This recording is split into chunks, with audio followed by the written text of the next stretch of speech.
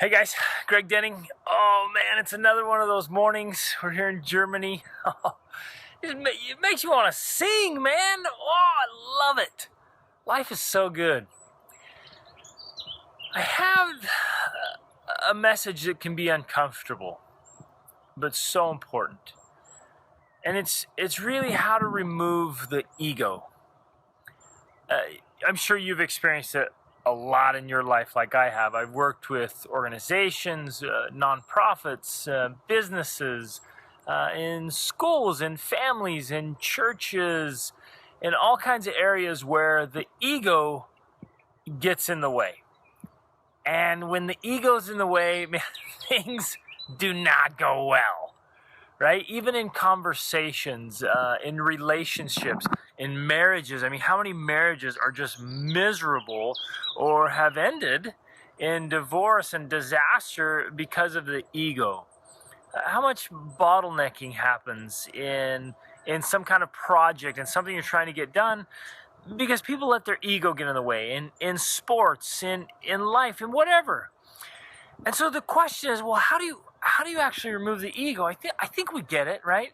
Common sense is that the ego gets in the way, but common practice isn't that common, right? To remove it. And so I want to challenge you, maybe give you some suggestions here. And I'm not saying I'm perfect, that I've totally removed my ego. I wish I was egoless. I really do, because I know my life would be so much better. But because I know that, I do a better job at keeping it out. You know, I have a file on my computer, and it's a growing file with all these quotes and ideas and thoughts. And I titled it, "Your Ego Was Not Invited." Because it's not invited. Nobody invited your ego to the conversation or the party or the relationship or whatever it is you're doing. You gotta leave the ego out.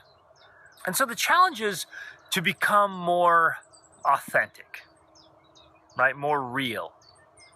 Holistic. Just be you.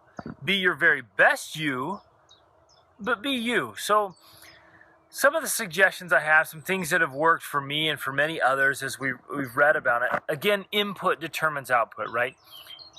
Constantly feed your mind and your heart and your ideas with good things, things that make you feel humble, things that maintain perspective, right? The scriptures and sacred writings are very good for that. They help you remember where you stand. Another big one for me is getting out in nature.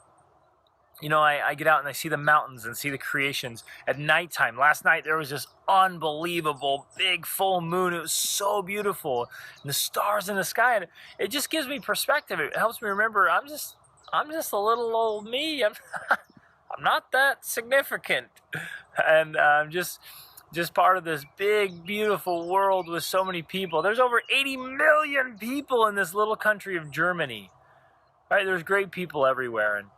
And another one is, remember that you're not always the sharpest tool in the shed, right? There's always people that are better than you, stronger than you, faster than you, smarter than you. And again, it's not to tear yourself down or beat yourself up, but just remember, hey, you know what?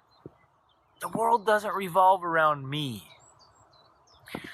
Another suggestion I have is to kind of check your attitude and check your defensiveness. Often, especially in marriages or in parenting or in close relationships, family relationships, there's a lot of defensiveness. How are you at receiving correction? I don't know that anybody really likes it.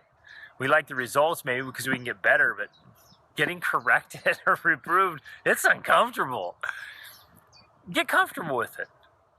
Get used to it. Ask people for feedback. That's a great suggestion. What a wonderful exercise. Ask people you trust and love for feedback. Say, how can I be a better person? What would your conversations be like if you removed the ego? Right? How much better will your life be?